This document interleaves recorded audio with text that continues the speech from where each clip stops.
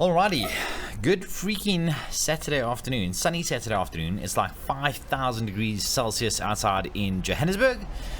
So my garage door is open. It's going to be very noisy. The neighborhood is absolutely buzzing today. So forgive me if there's a bit of background noise, but man, it is absolutely a scorcher of a day. And man, I literally would stick a fan up my backside right now to try and cool off.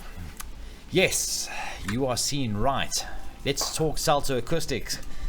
A lot of people know me as a Nexus person. Yes, I used to work with and for Nexus. In fact, I still do a lot of stuff with Nexus.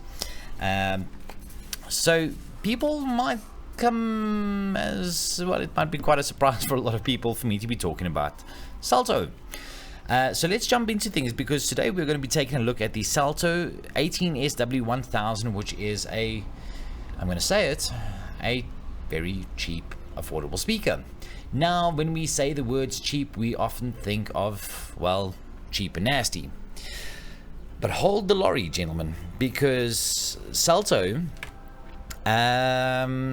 is packing some punch, right? Let's be honest, Celto is packing some punch. Meaning that while it is cheap and affordable, it does not mean it's cheap and nasty, because we could be looking at two of the same products. One could have, 10 years on its age and 100,000 kilometers if we were comparing vehicles, of which the older, slightly more used vehicle will in fact be cheaper. But it is the same vehicle, which means that the quality is identical. One is just more affordable than the other. There is no exception behind this particular driver, because while I say cheap, it certainly is not cheap and nasty.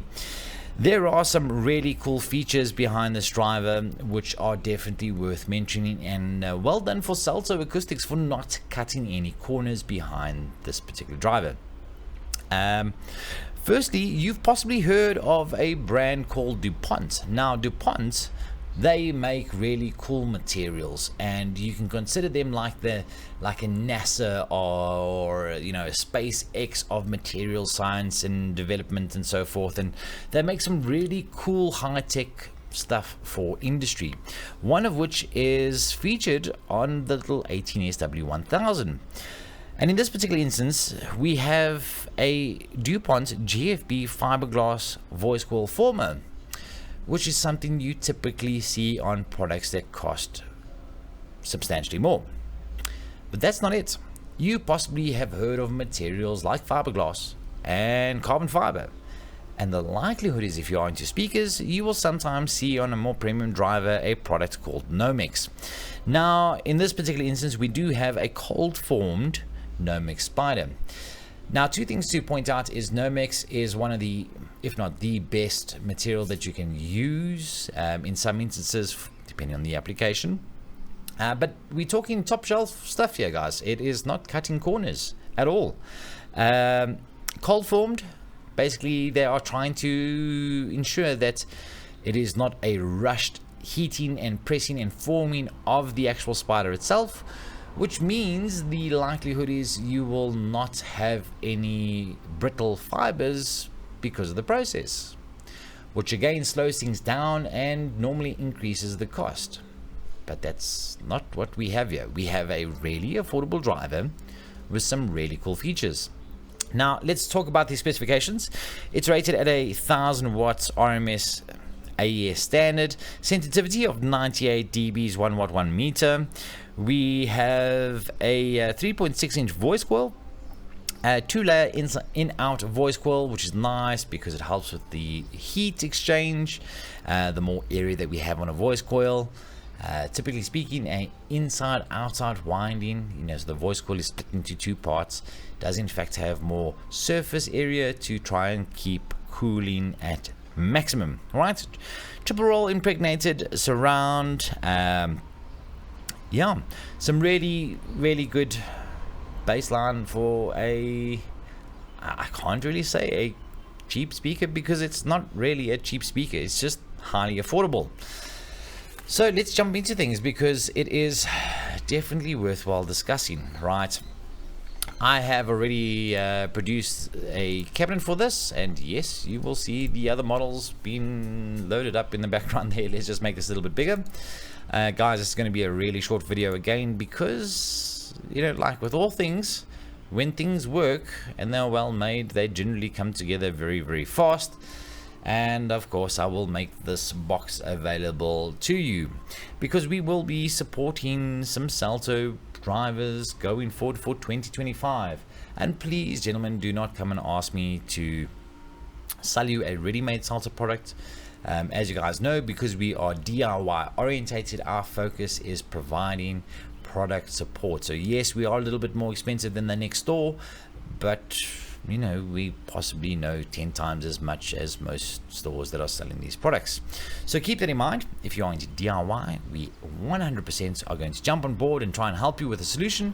But if you're looking for some ready-made stuff, you are going to need to go to another shop or outlet, because that is not our line, right?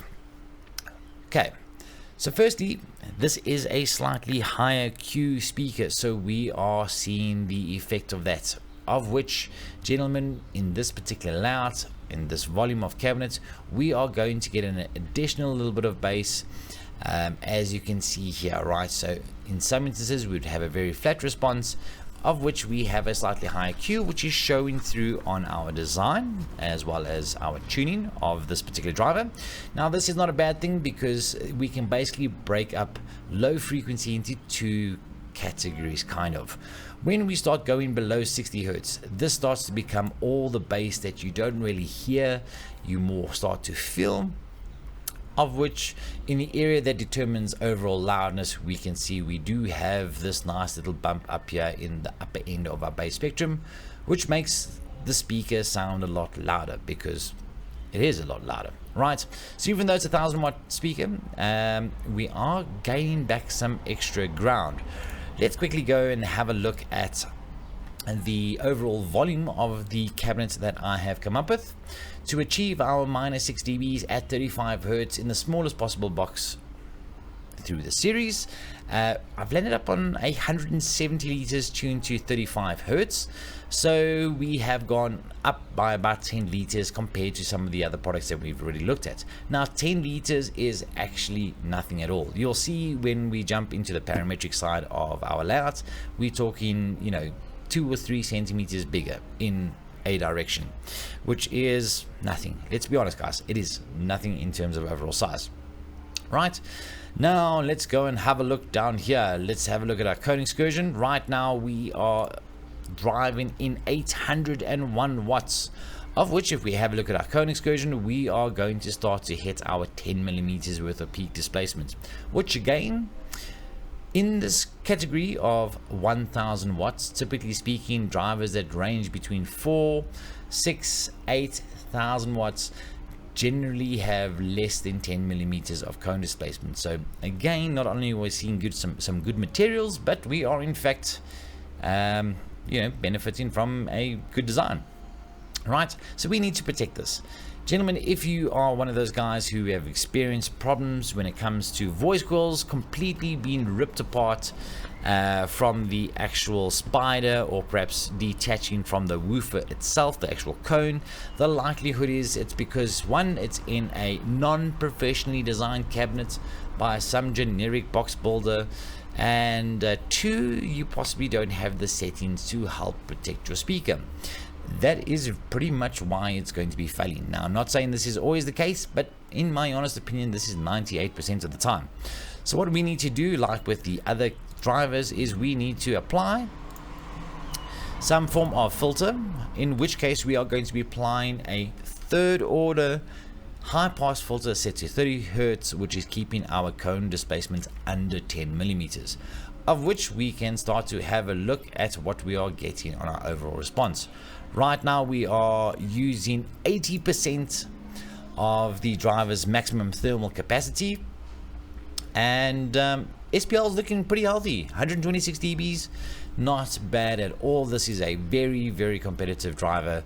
Cone excursion completely under control.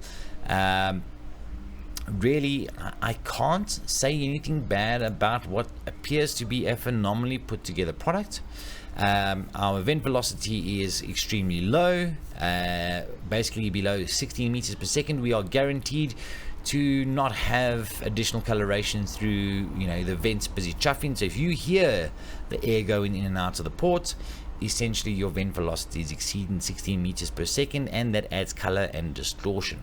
So right off the top of my head, guys, we are looking at a really, really good quality speaker at a price point which maybe doesn't make sense. Will we see the same type of qualities on the rest of the products?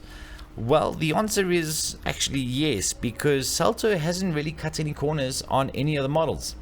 We are still looking at good tech, guys. I can't say anything bad.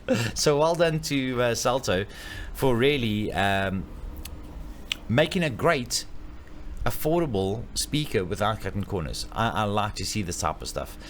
Typically, we'll start to see some of these better materials on far more expensive products. And here we have it on the smallest product that you have available in the market, which is really great to see. Okay, so let's quickly jump into our volume, and I just want to show you over here. Right now, our volume. Come on, let me step this back, because I have sneakily gone and changed things already. So we're using parametric parameters to modify our cabinet. Right now we are 170 liters. Once we take away the volume of the driver plus the port and the bracing and everything else, but we need to get out to about 180 liters because we're going to remove about 10 liters off our cabinet. So if you've watched the other videos, we are 760 mils deep in our total depth of our cabinet, and we need to make about 10 liters. So we are going to go out here to about 780 millimeters. So we're going to grow the box by a whole measly 20 millimeters or 2 centimeters roughly. Right, so we can see our cabinet has extended, and our internal volume is going to be very close to our 180 liters target. 178, 179. So not much bigger to make up the difference. So we possibly come out to about 785, just shy of 800 mils, which still makes this cabinet pretty compact in nature. Thereafter, I have nothing more to say because it just works. So well done, Celto, for making the 18SW1000 very affordable. It's might just be the best 1000-watt driver on the market at the moment, at least in terms of materials that are used, which often reflects on the overall quality of what you can expect from the brand. And considering that this is the baseline product from Celto, you can expect the rest to pretty much follow in suit, which is really awesome to see. All right. So again, guys, I will make the plans available on our website, which is thesoundguy.co.za. You can find out some more details on the blog, and of course very soon you're going to be able to buy some of these Celto drivers from us, and possibly 1 or 2 amplifiers, because you know what, it looks really, really good, and good product is something that I 100% will support and stand behind. So from myself, until the next episode, catch you later.